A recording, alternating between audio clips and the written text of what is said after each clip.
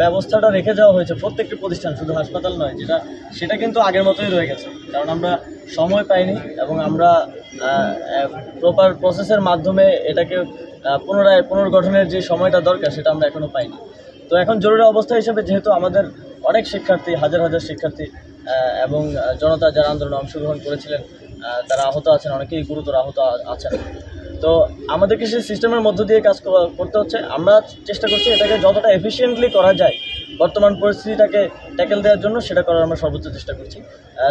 সরকারের পক্ষ থেকে তো স্বাস্থ্য মন্ত্রণালয় ব্যবস্থা নিচ্ছে, স্টুডেন্টদের পক্ষ থেকেও আমরা একটা তালিকা করে স্বাস্থ্য মন্ত্রণালয়কে প্রোভাইড করেছি। এছাড়াও আজকেই একটা হেলথ ফোর্স আমাদের একটা ছিল, কিন্তু আরও স্ট্রং করে একটা হেলথ ফোর্স আমরা গঠন করব। প্রত্যেকটা হাসপাতালের সাথে স্টুডেন্টদের পক্ষ থেকে, সমন্বয়কদের পক্ষ থেকে কারা কমিউনিকেট করবে, কারা কোঅর্ডিনেট করবে, সেটা আমরা প্রত্যেকটা হাসপাতালে পৌঁছে দেব।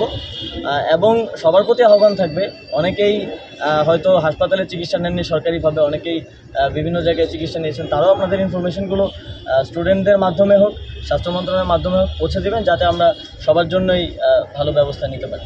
যারা সরাসরি সম্পৃক্ত ছিলেন, আপনার স্টুডেন্টদের বিপক্ষে কথা বলেছেন, সন্ত্রাসী আখ্যা দিয়ে মানববন্ধন করেছেন, তাদের ক্ষেত্রে কোনো সিদ্ধান্ত আসবে কিনা?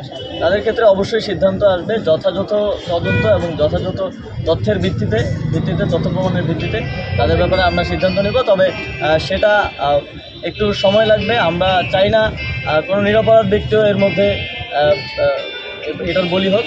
সুতরাং আমরা সুষ্ঠুভাবে যত দ্রুত এই বিষয়ে সিদ্ধান্ত নিতে পারি সেটা আমরা। শেষ প্রশ্ন, শহীদ পরিবারদের উদ্দেশ্যে। শহীদ যারা আমাদের এই আন্দোলনে শহীদ হয়েছেন তারাই একটা সুন্দর বাংলাদেশ আমাদেরকে উপহার দিয়েছেন, এবং তাদের প্রতিনিধি হিসেবেই এই বাংলাদেশ সরকারে আমরা আছি।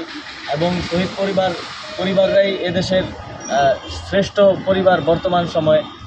আমরা তাদের যে আশা আকাঙ্ক্ষা আছে সেই আশা আকাঙ্ক্ষা বাস্তবায়নের সর্বোচ্চ চেষ্টা করে যাব। এবং শহীদদের বিষয়ে স্বাস্থ্য মন্ত্রণালয়ের মাননীয় উপদেষ্টা বললেন, শহীদদের বিষয় এবং শহীদদের পরিবারের দায়িত্ব নেওয়ার বিষয়ে সরকার আস্থা দিয়েছে এবং আমরা সেটা সম্পূর্ণরূপে পালন করছি।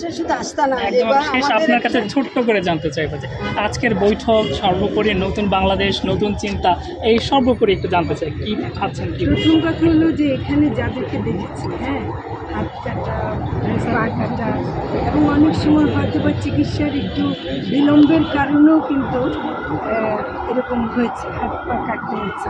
আমার মনে হয় যে এটা কোনো মতেই হতে দেওয়া যায় না। যে বিষয়টা আজকে খুব আমরা লক্ষ্য করলাম, অনেককে হয়তো ছেড়ে দেওয়া হবে দ্রুত, কিন্তু ছেড়ে দিলেও তাদেরকে কিন্তু বেশ কিছুদিন আরও 5-6 মাস মনিটর করতে হবে।